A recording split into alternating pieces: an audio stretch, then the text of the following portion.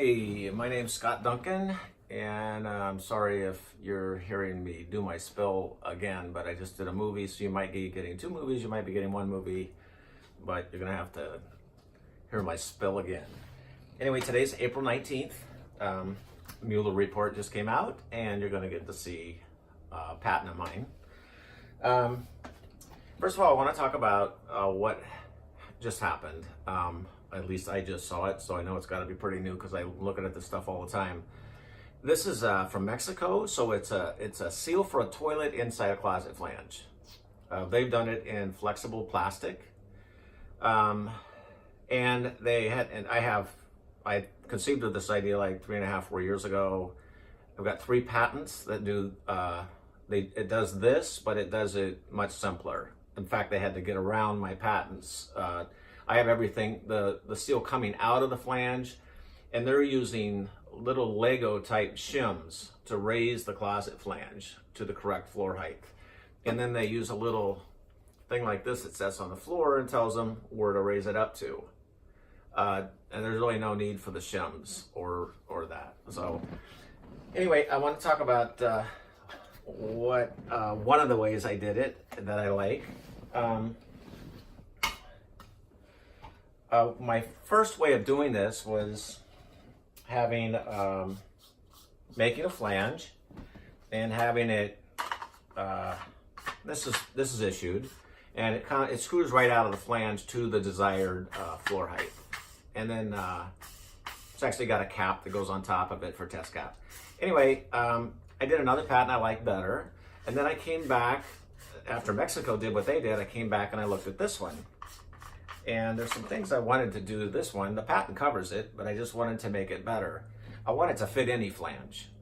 And the way you do that is I take the same sleeve, which has a seal on top of it, and then you use what's common in every closet flange application. There's either going to be 3-inch pipe or 4-inch pipe. It's going to be ABS or it's going to be PVC or cast iron. So let's just assume that I've got a closet flange sitting there, right? So it's just, I take it off the flange to show you what's happening. The 3-inch sleeve has a seal on it, which is typical. I mean, everybody in the industry's got the same seal on the bottom. I mean, Sioux Chiefs is red, Odie's is black. Everybody's got one, right? And they're basically all doing the same thing. Some better, some worse, but they seal. They're fine. I take that seal, I put it in. What I've got here is it's a 3-inch nut. So this thing spins, and so you take the nut, put it on. Oops. Like so. And then put your seal on. And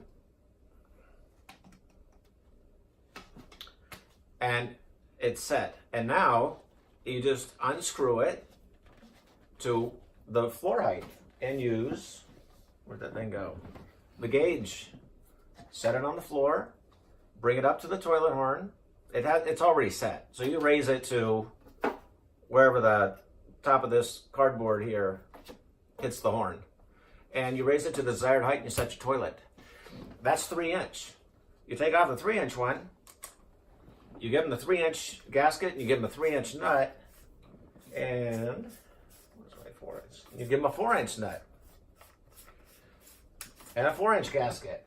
So there's the 4-inch, and I like this stuff.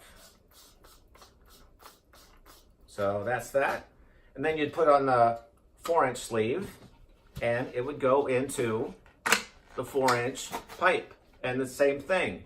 You unscrew it out of the flange to the desired height of whatever the bridge tells you, and set the toilet. This is so cheap. So you get them 2 plastic nuts and 2 sleeves, and that's it.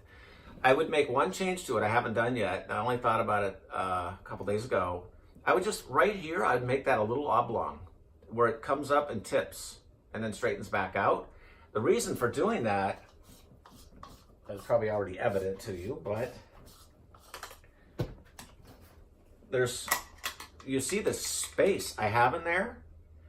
Now, a plumber, if they miss their 12-inch rough, they've got to spend $50 to $150 more to get a 10-inch rough toilet or a 14-inch rough toilet. So if it's not roughed in exactly 12 inches off the wall, they're going to spend $100 more to get the right rough in toilet because they screwed up. If that's a little oblong, that thing will move around inside the toilet to accommodate a 10-inch rough and a 14-inch rough, because it's moving 3/4 of an inch that way and also allowing for 3/4 of an inch the other way. I don't know if it's a full inch that it'll gain, but it's going to help the plumber a ton. That's the only change I would probably make to this whole thing. And then we have the test cap. I didn't bring it out, did I? Give me 1 second.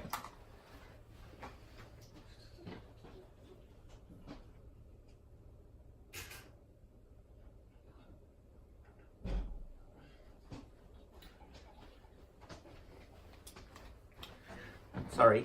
And this is new technology, and this patent's filed. But then you would take the test cap. We made a test cap for it, and it locks into the flange. So you just lock it in, and it seals. So you've given the plumber the test cap. Well, now that we've got a void in there, and this is separate technology. So there's a spring seal patent, there's a threaded patent, and then there's the cup seal test cap hardware patent. Anyway, it goes in, locks in place, and then we made some hardware. Since we have a void anyway in the test cup cap, we include the hardware. And it's not just any hardware. We use a 5/16 bolt, and we use a 5/16 nut in here, brass. So that's what a plumber wants. They always want to use a 5/16 bolt because they get a really good mount. But they never want to saw that bolt off, and that's why plumbers don't use 5/16 bolts and they use 1/4 inch, because they got to get back in there with their little tiny tim and cut the thing off. Well, here we don't have to. There's a void all the way to the top of the cap. You hand tighten so you don't crack the bowl. If you crack the bowl today, you're going to take back the bowl and the tank, because they're always combined in one unit, and I think it's like 5.5% to 6% of toilets in retail are returned due to cracked bowls, and they're returning the complete unit saying we got it that way. That's not what happens. They over tighten the nut and they crack the bowl. It's always the same place. Anyway, so we're using the thick bolt, and then they hand tighten so that there's no returns and no cracked bowls, and then it goes all the way up to the top. So anyway, that's that. And the other thing is that not only does it mount the toilet and it's quicker, but babies these things are never on the toilet. So they're just laying there, and then they wind up, in the toddler's mouth or in their hands, or it's just not a sanitary thing. So the first thing I thought of was how do we get that cap to stay on the toilet? So we're using the cap itself to mount the toilet. And that's actually a technology on another patent I have. It's called the floating nipples patent. It's where the cap actually mounts the toilet. It's threaded. So I don't know why nobody thought of that, but that's pretty simple. So I think that's it for this one. Anyway, I'm showing it to you in the closet flange, how I would use it so it fits any closet flange, right? And then you do the all-in-one, where it's all-in-one closet flange with the hardware. Or you can just have your own standalone seal, where you give them 2 nuts and 2 seals, 2 gaskets. And that's it. I'm just glad Mexico did this, because had they not, I don't know that the United States manufacturers would do it. So I know how this industry works, and whoever's out there first gets branding, and then the other ones have to play catch up. So whoever's getting this, I hope, happy to fly out and see you, whatever it takes. Just let me know.